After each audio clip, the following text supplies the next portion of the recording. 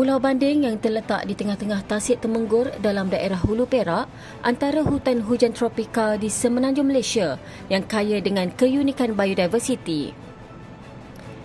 UMK Tropical Rainforest Research Centre UMK TRACE dengan kerjasama Program Sains Kelestarian Alam Sekitar Fakulti Sains Bumi Universiti Malaysia Kelantan telah menganjurkan program pembelajaran di lapangan selama 2 hari.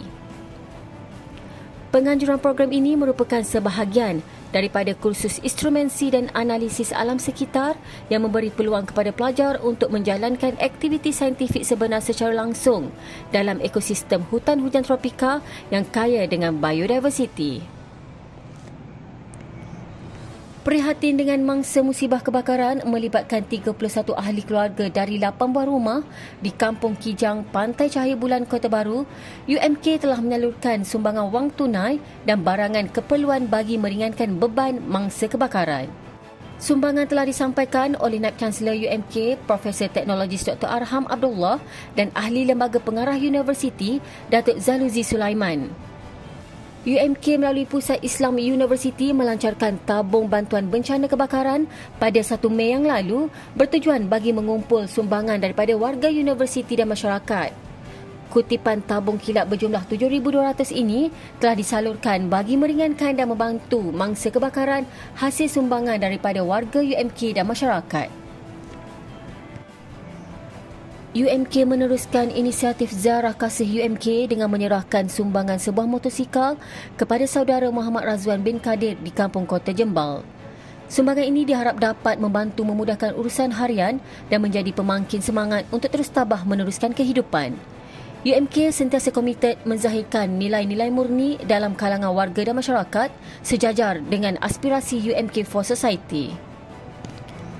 Kunjungan hormat dan perbincangan khas telah diadakan antara UMK dan Ketua Pengarah Jabatan Kerja Raya JKR Malaysia yang berbahagia Datuk Wira IR Roslan bin Ismail bagi membincangkan beberapa aspek strategik dalam memastikan projek-projek pembangunan demi meningkatkan kualiti pengajaran dan pembelajaran melalui pembinaan kompleks akademik di UMK Bachok serta mewujudkan fasiliti yang kondusif demi keselesaan para pelajar dapat dilaksanakan dengan sebaik mungkin.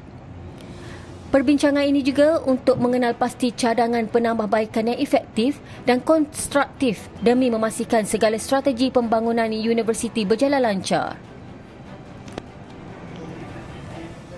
UMK melalui Fakulti Pengajian Bahasa dan Pembangunan Insan FBI telah memulakan kerjasama dengan 3 rakan strategik bagi penandatanganan Memorandum Persefahaman MOU untuk mewujudkan jaringan akademik, penyelidikan dan pengantarabahasaan pendidikan serta pemerkasaan bahasa serta pelancongan pendidikan.